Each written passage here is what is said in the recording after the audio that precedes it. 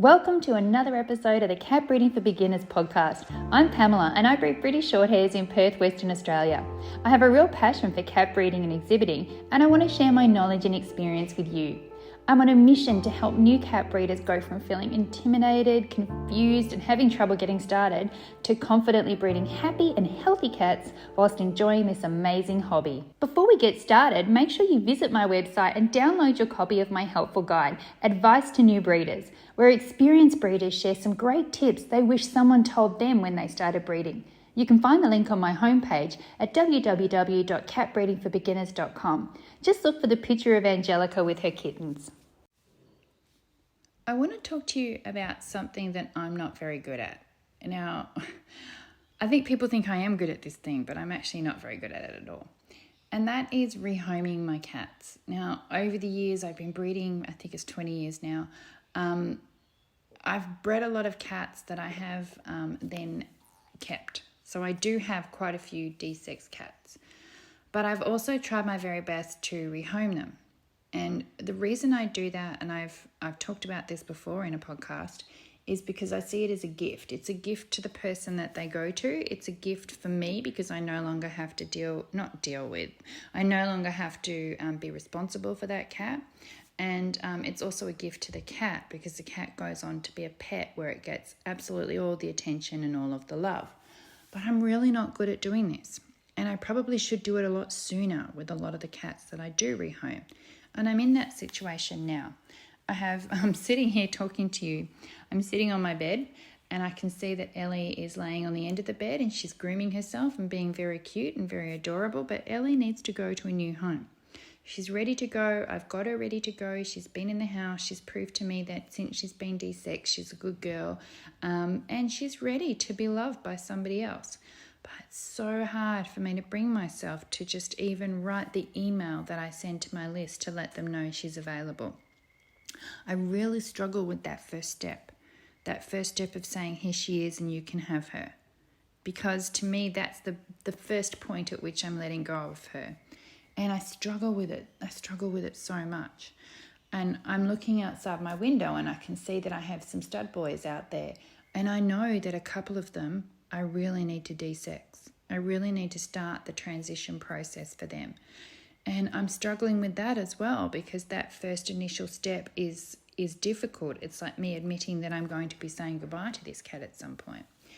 And I have a boy out there that I've sort of held off de-sexing because I have a friend that would like to use him, but she doesn't have a cat that's calling at the moment. So we're holding on a little bit there. And I actually found myself thinking, oh, that's good. I get to have him for a bit longer. But I need to really focus back on the fact that when you're rehoming and when you're de-sexing and retiring and then rehoming a breeding cat, you are giving that cat a gift. So I need to get my head around that and stop being selfish with these cats. Because they could be Ellie, who's sitting here still licking herself, could be sitting and licking herself on somebody else's bed.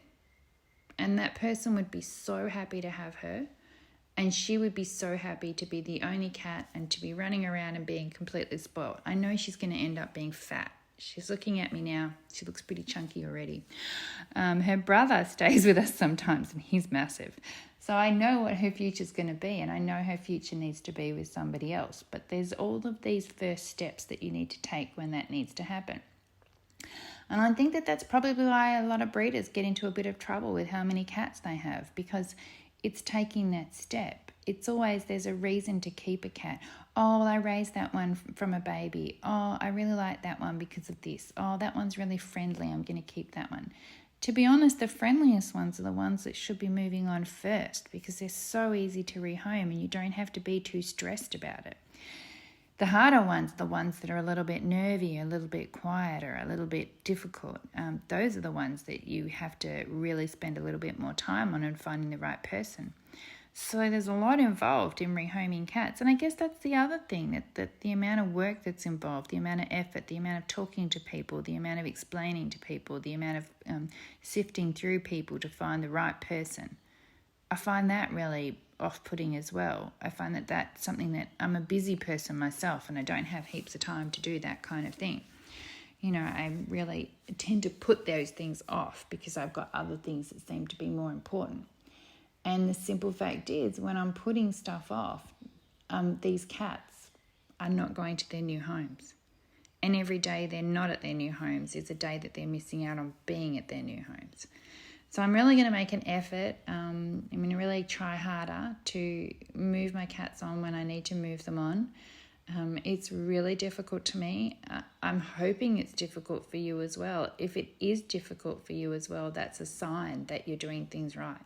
That's a sign that your heart is absolutely in the right place. And that's a sign that you care about your animals. And I really kind of hope that you find it as difficult as I do. So what am I going to do? Well, I've made myself a list. I've made myself a plan. I'm just going to work through that. And one by one, they'll go off to, people who are interested in having them and loving them. And hopefully they'll bring them back to visit so I can still see them. And that does happen. I've actually got Ellie's sitting on the bed. She's still licking herself. Her mother is here in the house as well, which is my Sophie. Sophie's running around. I have a feeling that Damien's decided that Sophie's not going anywhere, so I don't have to worry about that one. And then we had their Sophie's mum dropped off, my Celeste. So Celeste was a breeding cat for us, and she gave us Sophie. And then we desexed Celeste. She had a C-section, so she was desexed when she had her C-section. And she went to live with a lovely, lovely older lady girl. And she loves her very much. And she's been gone now for a couple of years. And she's come back for a holiday. And she looks amazing. And she, her attitude is fabulous. She's so friendly. She's happy with everybody. She's been friendly towards the other cats. She might even come out and see her daughter and her granddaughter. And it's just really kind of amazing to me to think that I have 3 generations of cats here in the house at the moment. I'd love to catch them all together in a photo. I think that'd be fantastic. They're all very different, which shows that I haven't quite got my recipe locked down. But it's a really fun thing to have them all here. And to be still in contact with the people that have them is amazing, because these are not just kittens that I've raised. These are cats that I've owned and that I've loved. And, it's like giving away a pet. It's really, really hard. But I can tell just by looking at Celeste and the way that her owner, bought the treats that she likes for her and dropped her off and was, sad to see her go even though she's going on a holiday. I could just tell this cat has been treated so well.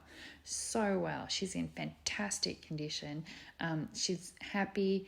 She's spoiled. She's so loved, and she has brought her owner so much joy. So I need to really remember those things. I need to remember those moments where I see, the joy of the owner, the happiness from the cat, how well the cat's been kept. I need to remember these moments, because these moments will hopefully make it a little bit easier to deal with the difficult moments, which include telling people these cats are available and, starting the process, or booking the appointment for the cats to be desexed, the start of the process. So it's not something that I'm good at. I'm actually terrible at it, but I'm kind of okay with being terrible at it. I hope that you're terrible at it too, but I also hope that you do it because it's very important. Okay. Thanks for listening. Make sure you visit www.catbreedingforbeginners.com, where you can find articles, guides, courses and more. Plus, make sure you check out my amazing New Cat Breeders Club. It's a supportive space where new cat breeders can learn, share and help each other. I only take new members a few times a year, so sign up to make sure you don't miss out.